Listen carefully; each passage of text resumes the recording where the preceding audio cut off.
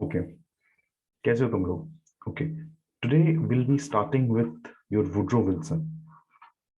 Woodrow Wilson. अब यहाँ पे एक चीज जो समझने वाली है वो ये है कि यूपीएससी हर साल अराउंड 15 थिंकर्स जो हैं हमारे यूपीएससी के सिलेबस में हैं। एंड आउट ऑफ 15 थिंकर्स कम से कम 7 या 8 जो है तुम्हारे ऑप्शनल पेपर्स में नजर आता है। ठीक है, तो will prepare these thinkers in a holistic way so that कि we are able to answer most of the questions. Okay, तो बात करेंगे वुड्रो विल्सन की। वुड्रो विल्सन से पहले हम थोड़ा सा बात करेंगे पब्लिक एडमिनिस्ट्रेशन की। कि पब्लिक एडमिनिस्ट्रेशन जो है ये सब्जेक्ट जो है it is still emerging. It is still emerging. ठीक है, स्टिल इमर्जिंग का मतलब ये है कि इसके ऊपर बहुत ज्यादा रिसर्च नहीं हुआ है। दूसरी चीज, अगर इस सब्जेक्ट की अगर हम बात करें तो this subject is not completely conceptualized. Conceptualized का मतलब ये हुआ कि for example if you talk about chemistry, तो केमिस्ट्री में तुम्हें पता है कि ये थ्योरी है, इसका प्रिंसिपल है, इसका फॉर्मूला है। पर पब्लिक एडमिनिस्ट्रेशन में जो है ये जो सब्जेक्ट है कॉन्सेप्चुलाइज नहीं हो पाए। क्यों? क्योंकि इसमें बहुत सारे कॉन्फ्लिक्ट्स हैं। जितने भी तुम्हारे थिंकर्स हैं उनमें बहुत सारा कॉन्फ्लिक्ट्स हैं, जिसके कारण जो है सब्जेक्ट का प्रॉपरली कॉन्सेप्चुलाइजेशन नहीं हो पाया। और दूसरी चीज अगर मैं बात करूं, this is this latest fruit in the domain of arts. Domain of arts ऐसा क्यों बोला गया? इसलिए बोला गया क्योंकि आर्ट्स की अगर मैं बात करूं, फॉर एग्जांपल तुम्हारे पॉलिटिकल साइंस की अगर मैं बात करूं, ठीक है, उसके बाद अगर मैं बात करूं सोशियोलॉजी की, उसके बाद मैं बात करूं इकोनॉमिक्स की, तो ये जो चीजें हैं ये एंशियंट टाइम्स में एग्जिस्टेंस में थी। तो जिसकी वजह से इनके ऊपर अच्छा खासा रिसर्च हो रखा है। और कल की क्लास में ही मैंने बात करी थी कि पब्लिक एडमिनिस्ट्रेशन जो है तुम्हारा ये बोरोड सब्जेक्ट है। मतलब ये कि इसके कुछ टॉपिक्स जो हैं इसके खुद के ओरिजिनल हैं। अदरवाइज हमने कुछ पोर्शंस जो है पॉलिटिकल साइंस में से लिया है, सोशियोलॉजी का भी एस्पेक्ट तुम्हें देखने को मिलेगा, एंड देन तुम्हें इकोनॉमिक्स का भी जो है तुम्हें कॉन्सेप्ट देखने को मिलेगा। ओके, अब इस चीज को डील करने के लिए हम इसके दो पर्सपेक्टिव देखेंगे। दो पर्सपेक्टिव क्या होंगे? दो पर्सपेक्टिव होंगे तुम्हारे। एक होगा डिसिप्लिन, एक होगा डिसिप्लिन। बेसिकली दिस डिसिप्लिन जो होगा ये तुम्हारा थ्योरी पार्ट होगा, और दूसरा ये होगा तुम्हारा प्रैक्टिस। ठीक है, ओके। तो इसी पर्सपेक्टिव से ही जो है कि एडमिनिस्ट्रेशन को, लोक प्रशासन को किस तरीके से चलाना है, क्या उसको on the basis of theoretical laws, theoretical principle चलाना है, या फिर ग्राउंड लेवल पे चीजों को समझ में ऑन अ प्रैक्टिकल बेसिस पे चलाना है। और इसी को अगर ध्यान में रखें तो एथिक्स के जो तुम्हारे केस स्टडीज आते हैं वो इसी चीजों से जो है डेवलप किए जाते हैं। तो अगर तुम्हारा ये बेस होगा, अगर तुम ज्यादा से ज्यादा केस स्टडीज को सॉल्व करोगे, so you will be able to better come up with solutions कि किस तरीके से चीजों को अप्रोच करेंगे। Okay, now I will be talking about the Woodrow Wilson. Woodrow Wilson, as we know, he is the father of known as father of public administration. Okay, अब एक चीज और फैक्ट यहाँ पे एक बार देख लो। फैक्ट ये है कि पहले में, मतलब जब तुम्हारा ये सब्जेक्ट आया नहीं था, जब इसको पढ़ाना स्टार्ट नहीं करा था, तो ये जो है तुम्हारा पॉलिटिकल साइंस का, ये जो है सब्जेक्ट तुम्हारा पॉलिटिकल साइंस का सब पार्ट हुआ करता था। पॉलिटिकल साइंस का सब पार्ट हुआ करता था ये। फिर धीरे धीरे ग्रेजुअली जो है ये अपने आप में एक अलग सब्जेक्ट बन जाएगा। ठीक है, okay. Now he is known as the father of public administration. The second, he was the pioneer in starting, he was the pioneer in starting the subject. इसका मतलब क्या है? इसका मतलब ये है he was the first one to initiate, he was the first one to initiate the subject, and he emphasized that it should be studied in college. Okay.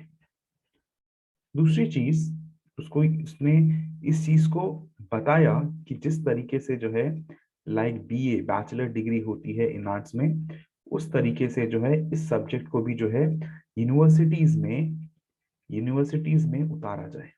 ठीक है। अब बात करेंगे क्यों उतारा जाए, इसकी जरूरत हमें क्या पड़ी, और ये सब्जेक्ट का एवोल्यूशन क्यों हुआ। ओके। बात करते हैं हम 1880s में। 1880s की हम बात करेंगे तो 1880s में जो है तुम्हारे यूएस के बहुत हालत बहुत खराब थी। ठीक है। क्यों? क्योंकि ये जो है यूएस की हिस्ट्री में दिस दिस डिकेड की अगर हम बात करें तो ये डिकेड रहा तुम्हारा टर्बुलेंस का, ये डिकेड रहा तुम्हारा डिस्टरबेंस का, ये डिकेड रहा तुम्हारा कॉन्फ्लिक्ट का, ये डिकेड रहा तुम्हारा अनएम्प्लॉयमेंट का। फिर हम बात करेंगे पॉलिटिकल स्ट्राइफ, कि किस तरीके से वहां पे किस टाइप की चीजें फॉलो होती थी, किस टाइप का सिस्टम फॉलो होता था।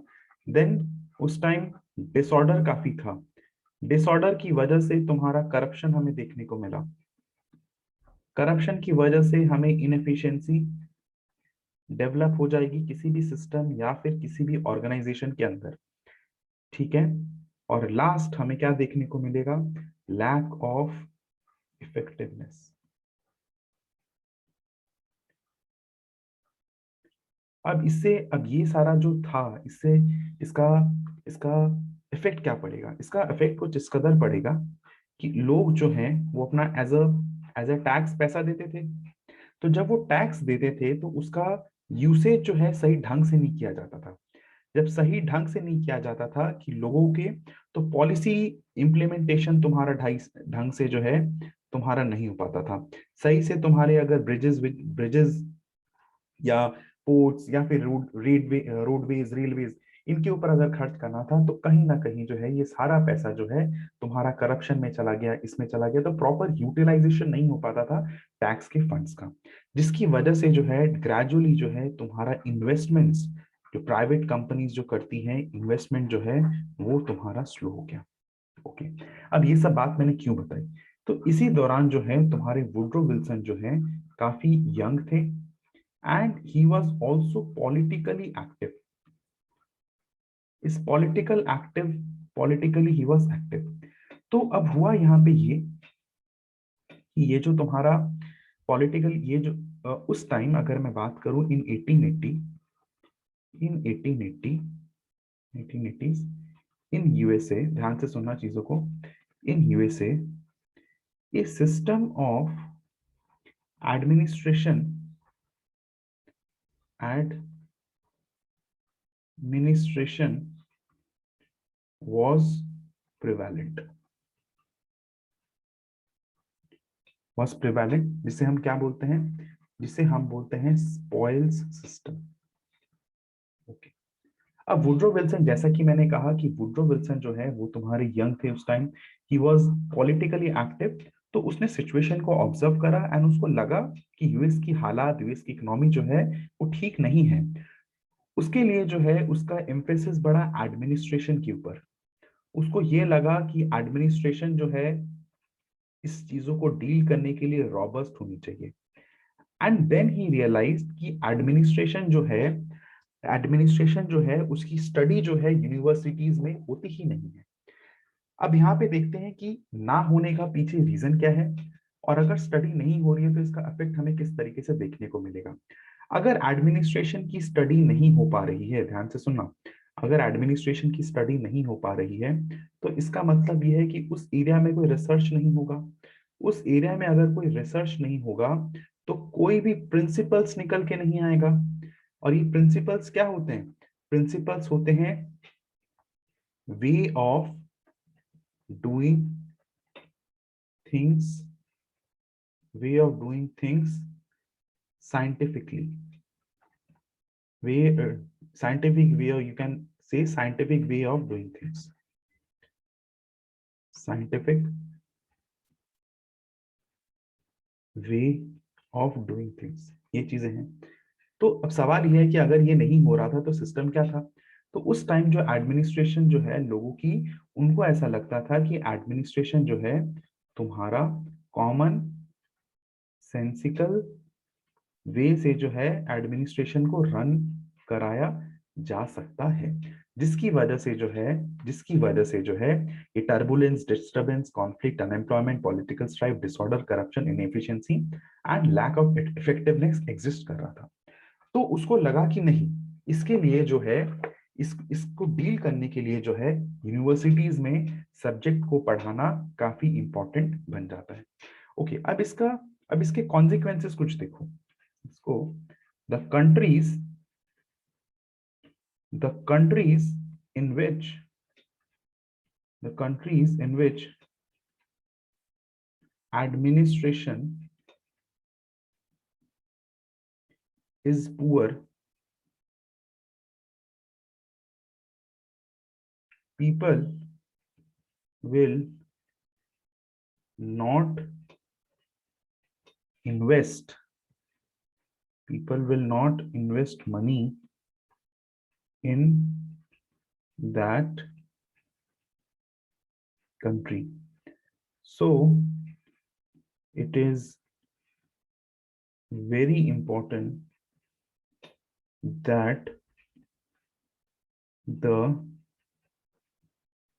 country must have an effective administrative system. Okay. If there is no investment, ध्यान से सुनना, if there is no investment, no employment will be generated. No employment will be generated. जब employment generate नहीं होगा, no productivity will be there. No productivity will be there. और जिसकी वजह से no output will be there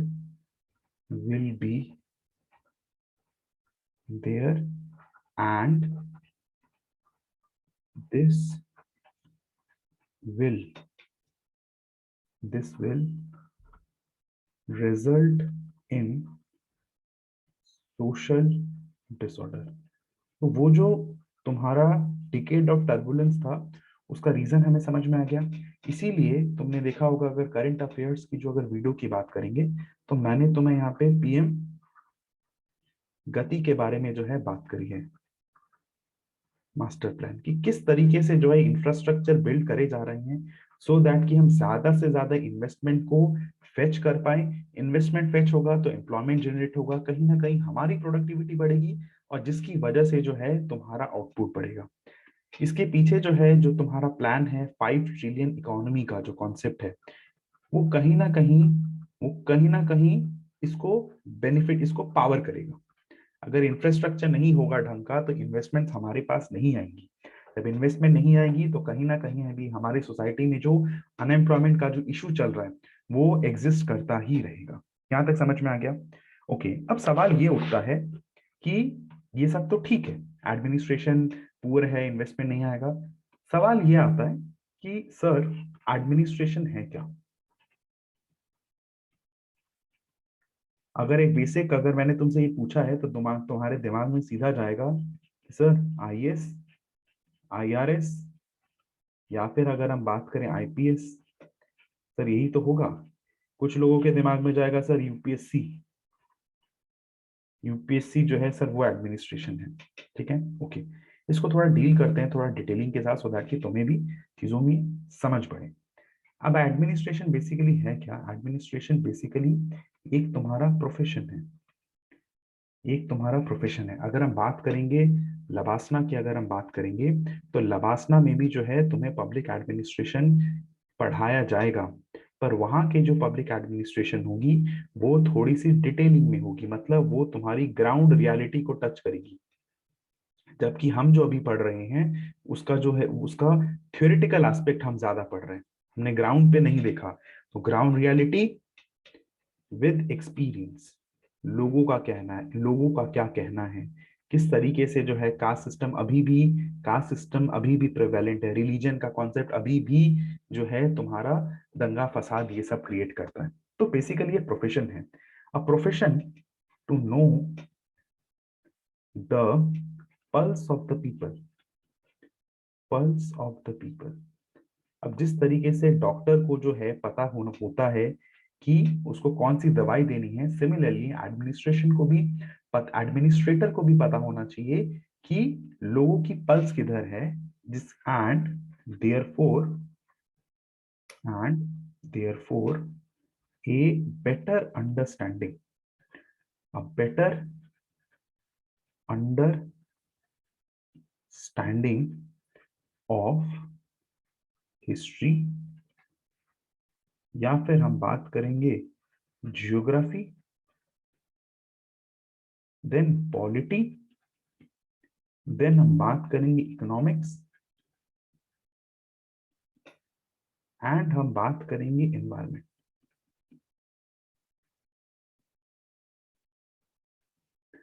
ठीक है, will make you a good administrator. Obviously बात है, ये सारा का सारा जो है ये हमारे सिलेबस में एग्जिस्ट करता है, इसके बारे में पूछी जाती हैं चीजें, क्या होता है नहीं होता है। ओके, अब यहाँ पे मैंने ये जो एक चीज लिखी थी, क्या लिखी थी, ये एडमिनिस्ट्रेशन जो है, यहाँ पे मैंने वर्ड लिखा था spoil system.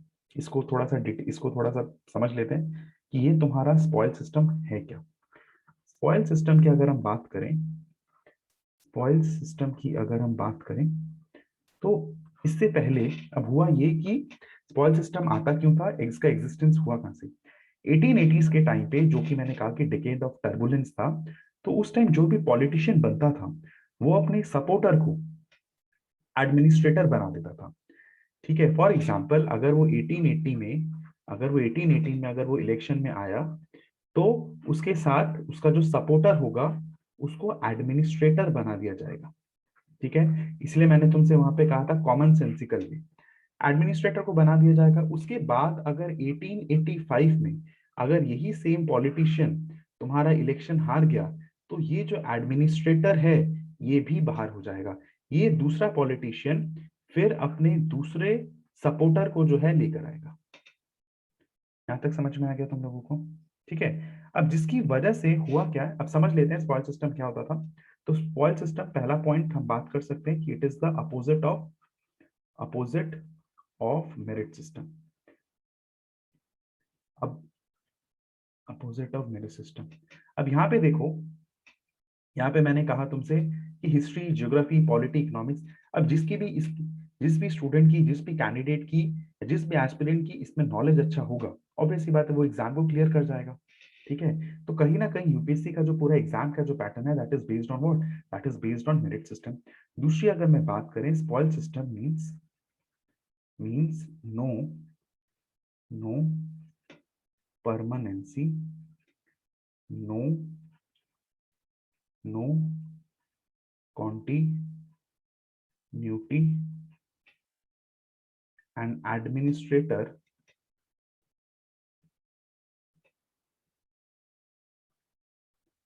will not be able to will not be able to gain experience, and an administrator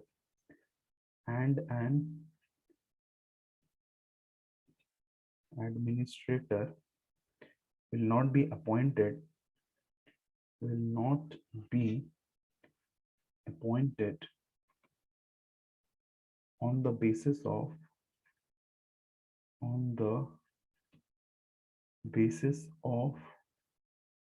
merit. ठीक है, ये क्लैरिटी आ गया। तो ये सारी चीजें जब सोसाइटी में प्रेवेलेंट थी, तब जाके जो है वुड्रो विल्सन ने एक आर्टिकल लिखा। Woodrow Wilson Woodrow Wilson wrote an article जिसका नाम क्या था? इसका नाम था introduction to the study of administration, जो कि तुम्हारी किसमें थी? जो कि तुम्हारी पॉलिटिकल साइंस क्वार्टरली में पब्लिश हुआ था। साइंस क्वार्टरली में पब्लिश हुआ था। ओके, ठीक है। और इसी आर्टिकल में in this article he had written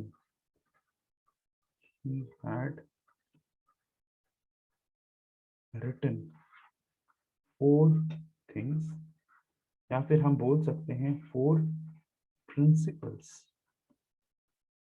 ठीक है, ओके। इस 4 प्रिंसिपल्स को जानने से पहले एक बार रिवाइज कर लेते हैं कि हमने क्या क्या चीजें डिस्कस करी, क्या क्या चीजें मैंने तुम्हें लोगों को बताई। तो हमने सबसे पहले ये बताया कि पॉलिटिकल साइंस जो है तुम्हारा एक इमर्जिंग सब्जेक्ट था, उसका कॉन्सेप्चुअलाइजेशन नहीं हो पाया क्योंकि उसमें बहुत सारे कॉन्फ्लिक्ट्स थे। दूसरी चीज मैंने तुम लोगों को ये बताया कि ये तुम्हारा लेटेस्ट शूट रहा है in the domain of arts. उसके बाद मैंने बात करी पर्सपेक्टिव की। एक थ्योरेटिकल पर्सपेक्टिव होता है, एक प्रैक्टिकल पर्सपेक्टिव होता है, जिसका यूटिलाइजेशन हमें केस स्टडीज में करना पड़ेगा। दूसरी चीज मैंने बात करी पब्लिक एडमिनिस्ट्रेशन की। तुम्हारा वुड्रो विल्सन जो है वो तुम्हारे फादर हैं ऑफ पब्लिक एडमिनिस्ट्रेशन। उसके बाद मैंने बताया कि पॉलिटिकल साइंस का सब पार्ट रहा है पॉलिटिकल एडमिनिस्ट्रेशन, एक खुद से सब्जेक्ट बनने से पहले। उसके बाद पायनियर थे Woodrow Wilson in starting the subject. उसके बाद he was the first to initiate the subject and उन्होंने ये एम्फसाइज करा, उन्होंने ये चीज बोली कि इसको कॉलेज में पढ़ाया जाना चाहिए। क्यों पढ़ाया जाना चाहिए? तुम्हें रीजन देख लिया कि इतनी सारी जो है तुम्हारी सोसाइटी में चीजें चल रही थी।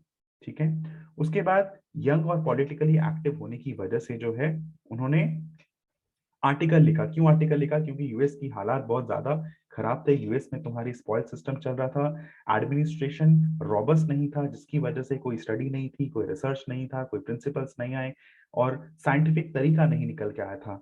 उसके बाद स्पॉइल सिस्टम की वजह से लोगों को ये लगता था कि इसको कॉमन सेंसिकल वे से जो है इसको रन करा जा सकता है।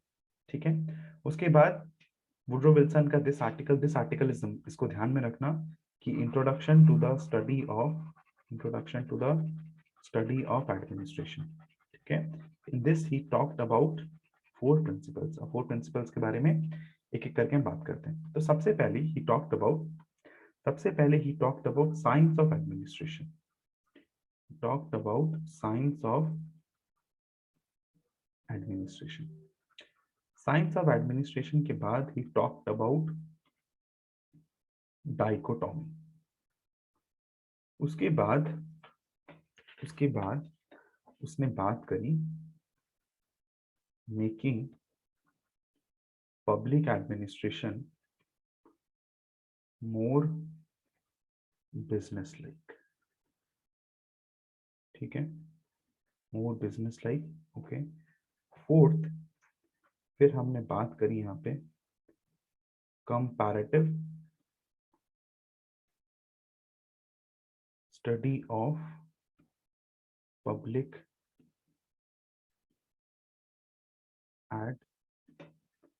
एडमिनिस्ट्रेशन। ठीक है, अब एक एक करके चीजों को देखते हैं कि क्या है नहीं है। तो अब बात करेंगे इसके नेक्स्ट वीडियो में।